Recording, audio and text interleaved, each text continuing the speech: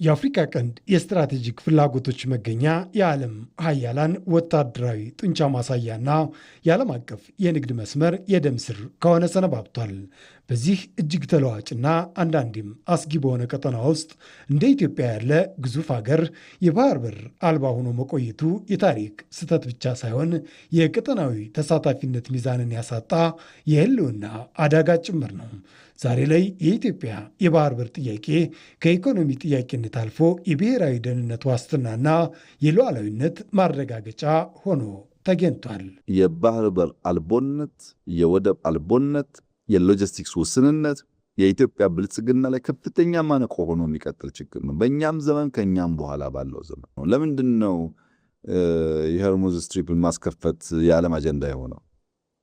የቀይ ባህር ቢዘጋ ማስከፈት ከኛ በላይ ለማን አጀንዳ ይሆናል?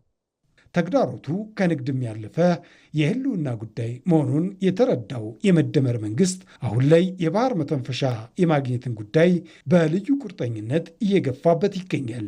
ይህም ለዘመናት የቆየውን የጥገኝነት አዙሪት ሰብሮ የኢትዮጵያን የንግድ ተወዳዳሪነት ከማሳደግ ባለፈ በአፍሪካ ቀንድ ያለውን የኃይል ሚዛን ወደ አዲስና ወደ ተሻለ ምዕራፍ የሚያሸጋግረው የታሪክ ቁልፍ ነው። በክፋት ባለመነጋገር፣ በሰጥቶ መቀበል መርህ ባለማመን፣ ኮኤግዚስት ለማድረግ ባለመዘጋጀት፣ አንዳችን ለአንዳችን ጥፋት እንድንሆን በሚያመቻች መንገድ ለመሄድ በማሰብ ብቻ ኢትዮጵያን የባህር በር አልቦ አድርጎ መቀጠል በየትኛውም ዘመን አዋጭ አይደለም። እንደዚያ የሰርቫይቫል ኢሹን ኮምፕሮማይዝ አድርጎ ብልጽግናን ማሰብ አይቻልም። በቀይ ባህርና በኤደን ባህረ ሰላጤ ዙሪያ ሀያላን ሀገራት የወታደራዊ ሰፈሮቻቸውን አጥር እያጠሩ የባህር ኃይል አቅማቸውን እያገዘፉ ባለበት በዚህ የታሪክ ምዕራፍ የባህር ኃይልን በራስ ደጅ ማሰማራት አለመቻል የሀገርን ዘላቂ ጥቅም ለሌሎች ፍቃድና ትብብር አሳልፎ ከመስጠት የሚተናነስ አይደለም። በባህር ላይ የሚታዩ የጸጥታ ስጋቶችን ለመከላከልና ጥቅሟን ለማስከበር ኢትዮጵያ ያላት ዕድል በሌሎች በጎ ፍቃድ ላይ ብቻ የተመሰረተ መሆኑ ለታላቋ ኢትዮጵያ የሚመጥን ስሌት አይደለም። ዘመኑም ይህንን የሚፈቅድ አለመሆኑን ወቅታዊው የዓለም ውጥረት የሚያረጋግጠው ጉዳይ ነው። አሁን መካከለኛው ምስራቅ ላይ እንደተፈጠረው አይነት ችግር ለምሳሌ ሆርን ኦፍ አፍሪካ ላይ ቢፈጠር ወይም ሬድሲ ላይ ቢፈጠር ሪስፖንድ ለማድረግ ሶስተኛውን ክንፋችንን እናጣለን ማለት ነው። ኔቪ ማድረግ አንችልም። ኢንተግሬትድ የሆነ ዲተረንስ ኤንድ ሪስፖንስ ሜካኒዝም አይኖረንም ማለት ነው። የምንጠቀመው ኦንሊ የየብስ ወይም ደግሞ የእግረኛ ሰራዊታችንንና የአየር ኃይላችንን ብቻ ነው ማለት ነው።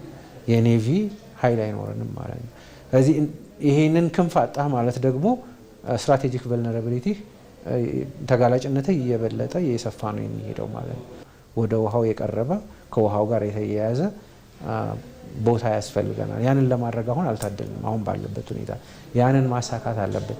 ኢትዮጵያ ለንግድ እንቅስቃሴዋ ከ95 በመቶ በላይ በአንድ ወደብ ላይ ብቻ ጥገኛ መሆኗ ኢኮኖሚዋን በአንድ ገመድ ላይ የመንጠልጠል ያክል ያደርገዋል። አማራጭ የሌለው የንግድ መስመር ደግሞ እድገትን ብቻ ሳይሆን ነፃነትንም ጭምር የሚገድብ በመሆኑ ይህ ሁኔታ በየዓመቱ ለወደብ ኪራይ የሚፈሰውን ቢሊዮን ዶላሮች የሚያሳጣ ብቻ ሳይሆን በቀላሉ ለጂኦፖለቲካዊ ጫናዎችና ለሴራዎች ተጋላጭ እንድንሆን የሚያደርግ ኢፍትሐዊ ኪሳራም ጭምር ነው። ስለዚህ እዚህ ላይ ዲፔንደንት ሆነን የሀገራችንን የኢምፖርት ኤክስፖርት ኒድ ማሳካት አልቻልንም። ሁለተኛ ደግሞ በኢንተርናሽናል ማርኬት ላይ እየተሳተፉ ያሉ መርከቦቻችንን ደህንነት መጠበቅ አልቻልንም። ችግር በሚፈጠርበት ሰዓት ደግሞ ሪስፖንድ ማድረግ አልቻልንም። መርከቦቻችንን ደህንነት እንትን ለማድረግ ወደ ሀገራችን የሚገቡ ሚስጥራዊ የሆኑ መሳሪያዎችን በሌላ በሶስተኛ ወገን መረጃው ሳይደርስ ወደ ሀገራችን እንዲገቡ ማድረግ አልቻልንም። የራሳችን የሆነ ወደብ መኖሩ ጠቃሚነቱ እነዚህን ነገሮች ማስቀረት ይችላል። ኢትዮጵያ ወደ ባህር የምታደርገው ስትራቴጂካዊ ምልከታ የቀጠናውን የኃይል ሚዛን ወደ አዲስ ምዕራፍ የሚያሸጋግርና አፍሪካ በዓለም አቀፍ የንግድ ደህንነት መድረክ ላይ ያላትን ተገቢ ስፍራ ዳግም የማስከበር ብሔራዊ ትግል ነው። ኢትዮጵያ ወደ ባህር የምታደርገው ጉዞ የነገውን ብሩህ ተስፋና የማይናወጥ ሉዓላዊነት የምታረጋግጥበት ታሪካዊ ጎዳናም ነው። ይህ ጉዞ የጥገኝነትን ቀንበር ሰብሮ ኢትዮጵያን በአፍሪካ ቀንድ የፖለቲካ ማማ ላይ የራሷን ዕድል በራሷ የምትወስን አይበገሬ ሀገር ያደርጋታል።